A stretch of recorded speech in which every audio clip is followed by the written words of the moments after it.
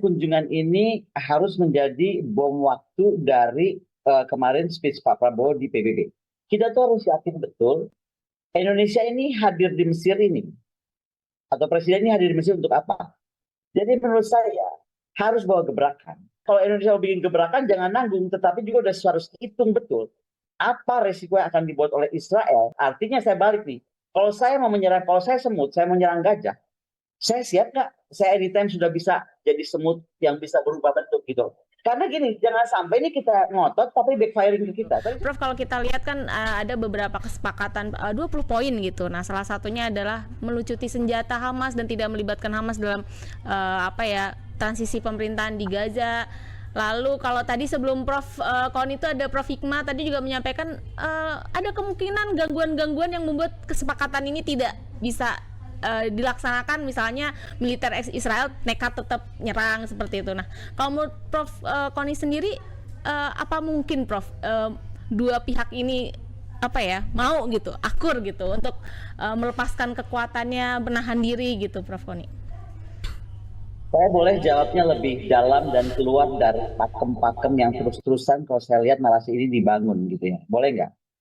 Jadi gini, kita harus lihat pertama satu, kunjungan Pak Prabowo ke Mesir dulu, ya kan? Karena menurut saya kunjungan ini harus menjadi bom waktu dari kemarin speech Pak Prabowo di PBB.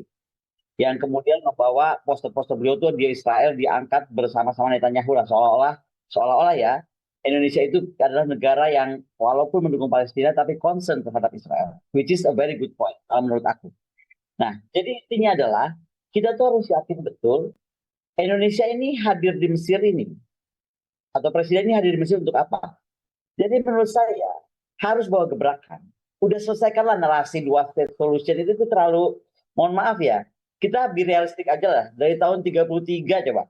Ini tuh sudah dibahas sebenarnya tentang ini. Dari tahun 48 sudah diproses. Kenapa nggak selesai? Kan harus targetnya ke sana. Jadi gebrakan pertama, presiden itu harus membuat narasi internasional bahwa penyelesaian Palestina ini bukan penyelesaian tentang dua negara, bukan. Tapi batu ujian moralitas bahwa manusia-manusia di dunia ini beradab atau enggak. Jadi angkat usia utamanya bahwa ini ujian menyelesaikan Palestina adalah ujian bahwa kita itu adalah masyarakat dunia yang beradab, yang punya moralitas tinggi. Nah, itu dulu satu.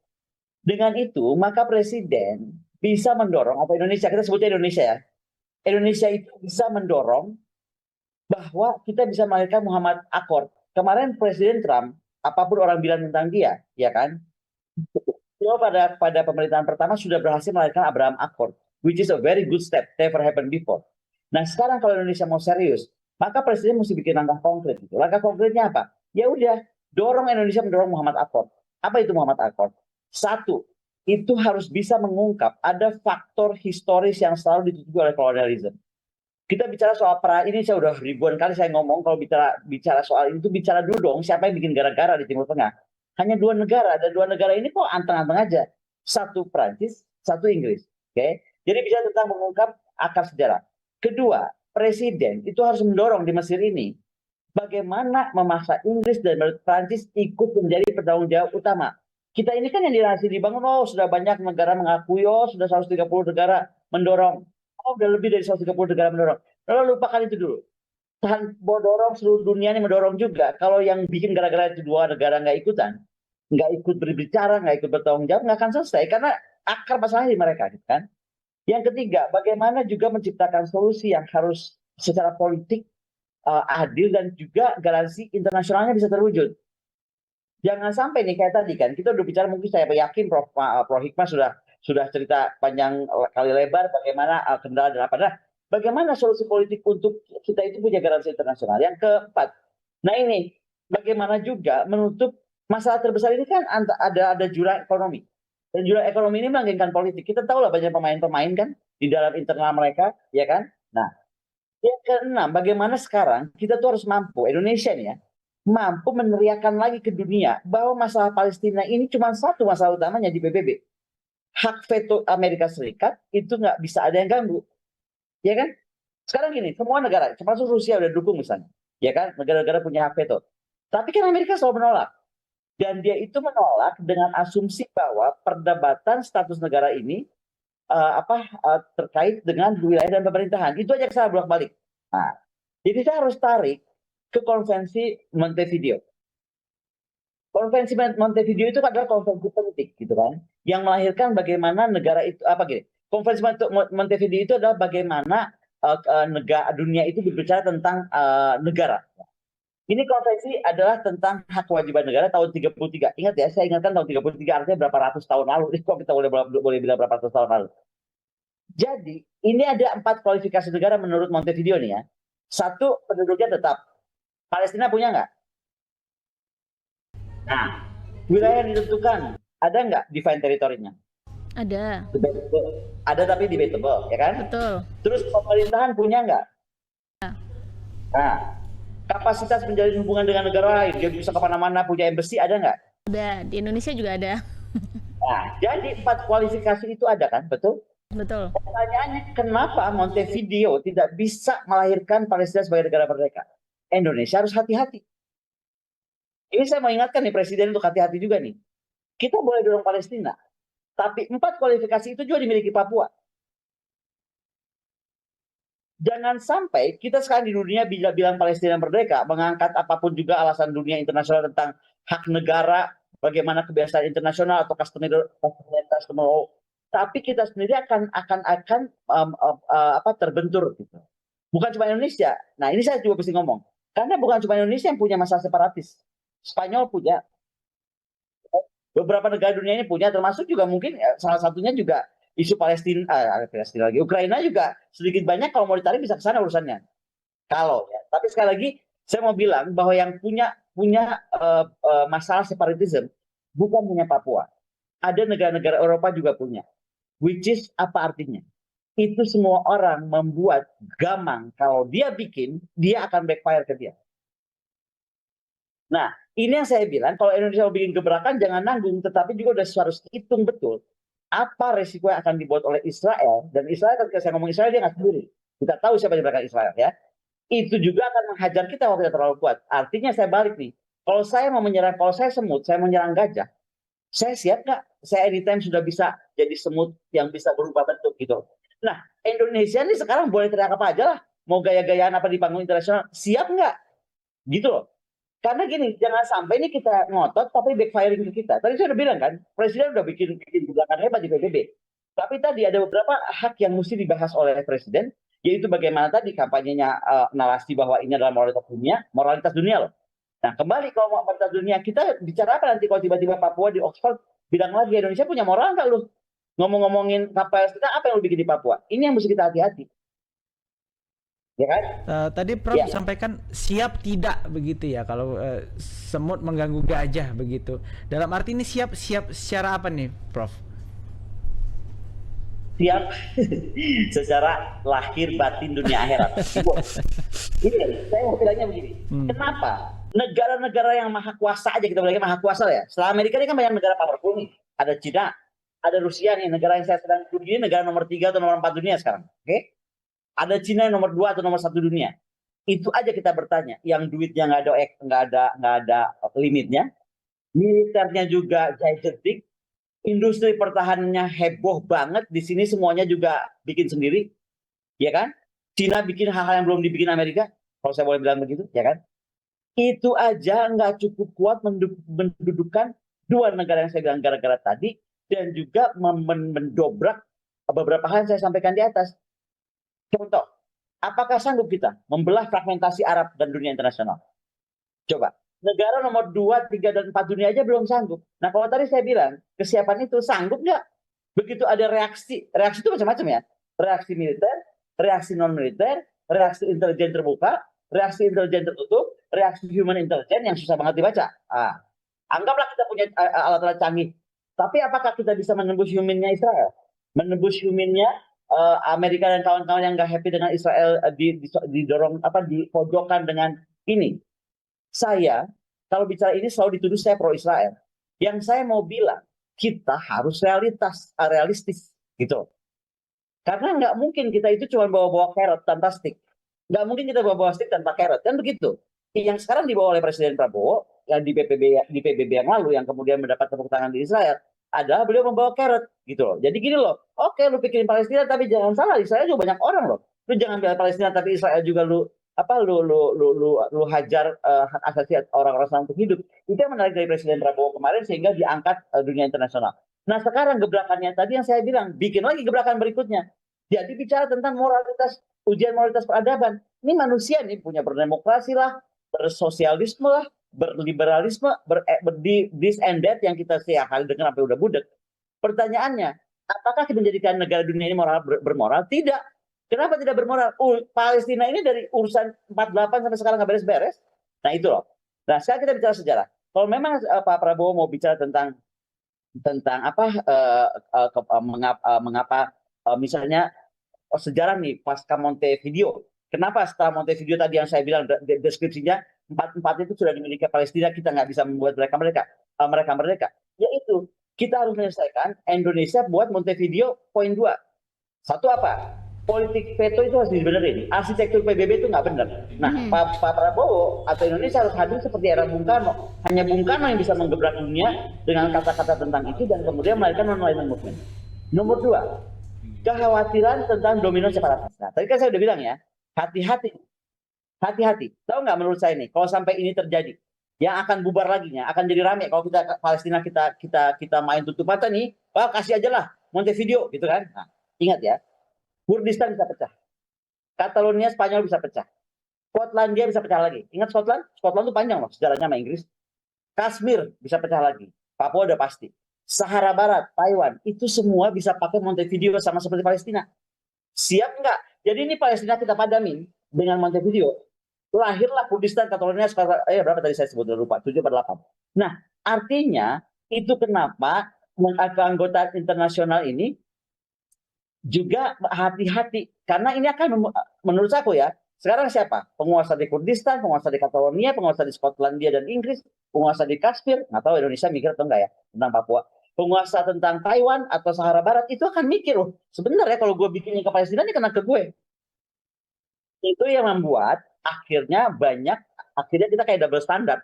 Bukan cuma Amerika double standar loh, negara-negara yang saya sebut tadi juga double standar. Nah, nomor 3 adalah benturan norma.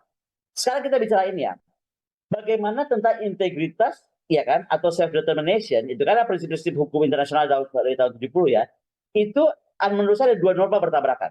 Satu norma tentang menentukan nasib sendiri, ya kan, itu yang sering disuarakan oleh Palestina, Papua dan lain-lain. Tapi juga ada konvensi penyempurna, yaitu bagaimana konvensi ini di konsensus global nggak tercapai. Yang tadi saya bilang alasannya macam-macam di atas tadi. Tapi yang paling utama mereka juga takut kena backfire-nya kan. Jadi artinya Montevideo 2 ini harus jadi instrumen yang bisa mampu mengisi kekosongan. Nah pertanyaannya kan, oke Bu Koni, kalau gitu Pak Prabowo mesti apa lagi untuk mengisi forum kekosongan itu kan gitu. Indonesia harus punya diplomat yang kuat. Harus kelasnya Mohtar Kusumaatmadja, harus kelasnya Hasim Jalal, harus kelasnya Adam Malik. Udah nggak bisa kelas ece-ece nih diplomasinya. Kenapa? Karena kita harus bicara tentang deklarasi prinsip-prinsip hukum internasional atau friendly relation declaration. Bagaimana menegaskan tentang self determination dan larangan ancaman penggunaan kekuatan. Itu mesti kita sampaikan. Kembali ya, ini bisa backfire. Nanti akan ditanya, lu ngomong gitu di Palestina, Papua, lu apain? Hati-hati nih ya. Nah, 2. Kita bicara tentang Helsinki Final Act. Bagaimana misalnya tahun 75 Helsinki itu bicara tentang bukan hak traktat PBB ya, tapi tentang menekankan perbatasan integritas wilayah, hak asasi dan lain-lain. Kemudian ada Komisi Badinter. Komisi Badinter itu saya lupa di Yugoslavia kalau nggak salah.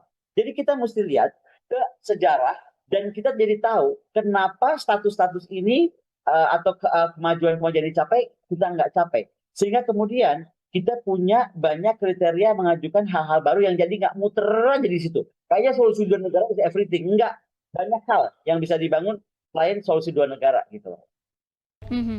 Oke. Nah, tapi kalau kita lihat tadi kan ada banyak nih yang perlu diantisipasi. Jangan sampai ada backfire ketika kita terlalu bikin gebrakan gitu. Nah, Prof, kalau misalnya nih Prof, nanti di forum KTT di Mesir, apa yang perlu disampaikan Indonesia selain tadi soal ini bukan cuma soal solusi dua negara, tapi juga soal rasa dan segala macamnya itu, demokrasi segala macamnya itu. Apa yang perlu disampaikan Presiden Prabowo, Prof? Yang saya sampaikan di atas tadi, yang saya udah kemukakan paling pembukaan tadi, makanya saya bilang kan, Pak Prabowo ke Mesir mau ngapain? Pak Prabowo nih mau berteriak apa setelah PBB kemarin menarik perhatian dunia? Tadi saya sudah sampaikan kan, dua utamanya itu dudukin Inggris Prancis, kan? Kemudian membangun kampanye bahwa ini tuh masalah moral dunia atau peradaban dan moral dunia. Oke. Tapi sekarang kalau saya ditanya, oke, Pak Prabowo kalau ditanya, konkretnya mesti apa? Mesti ngapain? Loh, menurut saya paling konkret, bagaimana sekarang dengan tidak berjalannya dari tahun 48 sampai sekarang dengan masalah tadi saya ceritain, nggak beres-beres. Harusnya Indonesia bisa bersuara bahwa sekarang kami nih, negara Global South, kami, Presiden kami Soekarno yang melahirkan Non-Alignment Movement, ya kan, bersama kawan-kawannya. Maka saya sebagai penerus Soekarno, gitu kan, akan membawa koalisi Global South. Nah, kami sekarang anggota BRICS dan anggota Non-Alignment Movement at the same time. Patut dicatat ya, menurut saya BRICS itu adalah realisasi konkret dari Non-Alignment Movement. Jadi kalau Soekarno tahun 60 bicara soal Non-Alignment, maka kenapa dari awal BRICS itu saya yang paling teriak, gabung cepat, gabung cepat, gabung cepat. Waktu itu tuh, waktu anggotanya masih 5. Tapi kan pada lelet. Sekarang kita cuma jadi negara ikutan di belakang. Padahal kalau kita jadi 6 besar waktu itu, jadi I-nya itu India dan Indonesia, itu pasti keren. Tapi oke, kita nggak bisa mundur. Sekarang bicara apa? Bagusnya, Presiden Prabowo itu lebih hebatnya dari Pak Jokowi itu dia tanda tangan BRICS. Kan Jokowi nggak pernah tanda tangan. Dibilangin kan bandel banget. Nah, bagusnya Pak Prabowo dia tanda tangan nih. Kita sekarang anggota BRICS. Tapi kan jangan cuma end up di tanda tangan. Apa dengan BRICS? Maka BRICS ini harus mampu melawan atau menyeimbangkan negara-negara yang tadi yang dualisme dalam menghandle Palestina dan Israel. Artinya kita bisa bilang gini, hoi, kita ini sekarang BRICS. Kita punya 120 negara sama kita, misalnya kan? Bersama anggota non-blok ya. Jadi BRICS dan negara non-alignment. Total 120-130 negara. Maka kita punya mayoritas suara. Jangan cuma hak veto doang yang ngomongin. Hak veto cuma 5 orang. Yang dari hak veto itu punya paling banyak sih 1 itu. Misalnya kan gitu. Lah kami ini koalisi Global South loh. Gitu loh. Jadi dengan koordinasi kita bisa, dengan kemampuan kita berkoordinasi menggabung antara BRICS dan Non-Alignment Movement, kita bisa memasakkan resolusi besar di PBB. Yaitu apa? Boykot kebijakan yang bias. Itu masalahnya. Masalah bias itu dipelihara oleh PBB dan itu kemudian membuat semuanya kacau. Kemudian membentuk forum paralel. Kita sebutnya, atau kalau saya boleh kembaran PBB atau alternatif PBB. Karena kan kita udah kuat nih. Ada 130 negara nih yang tadi BRICS plus non-aligned ini. Nah, sehingga kita nggak mau menghapus veto, karena nggak mungkin menghapus veto, itu kan sejarah, mereka para pemegang pemenang perang. Tapi kita mampu melemahkan pengaruh politik veto. Itu yang penting. Artinya memang PBB ini dalam kondisi sekarang nggak begitu relevan, Prof. Atau tidak bisa kita hanya berharap sama PBB, perlu kekuatan baru untuk itu. Udah jelas kan kalau sekarang kita bisa lele sama PBB, nggak usah nunggu dari tahun 48 sampai sekarang masih ngerebutin Palestina sama Israel. Iya. Kalau PBB that powerful, kalau PBB that works, kalau PBB itu nggak bias, ngapain dari tahun 48 sekarang jam berapa, tahun berapa? 2025 men. Artinya PBB nggak jalan, gitu aja, sesimpel itu. Oke. Baik. Nih kita mau ngobrol lebih banyak sama Prof Koni, tapi ternyata waktu kita sudah masih banyak yang harus dibahas nih soal PBB nggak efektif, veto, apalagi tadi disinggung soal gimana kita bisa menginisiasi kekuatan baru gitu ya, Prof ya. Baik. Prof, ya, dan bukan bisa, kita harus. Ya. Bukan bisa, kita harus mampu gitu. Oke. Prof, ini terakhir deh, aku jadi penasaran langsung dari obrolan kita yang cukup panjang ini, malah jadi saya mikir ini, Prof ya. Apa sebenarnya yang disampaikan Prof Koni tadi sudah dipikirkan oleh pemerintah waktu pemerintahan Pak Jokowi sampai Pak Prabowo sekarang yang masih cukup pendek begitu, tapi karena mungkin melihat backfire yang begitu besar dan ketidakmampuan kita untuk menahan itu, sehingga belum mampu untuk memberikan gebrakan besar, Prof. Masalah mampu nggak mampu itu gimana kita sih, menurut saya. Yang menurut saya paling benar itu, sebelum kita terbang ke sana kemarin, kita tahu dulu nih, kita tuh siapa, kita bisa apa.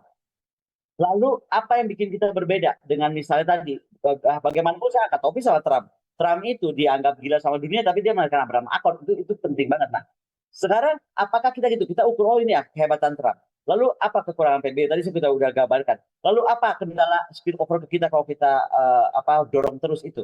Selesaikan dulu PR-PR itu gitu loh. Jadi jangan main teriak-teriak aja gitu, tapi kemudian nggak ada langkah konkret.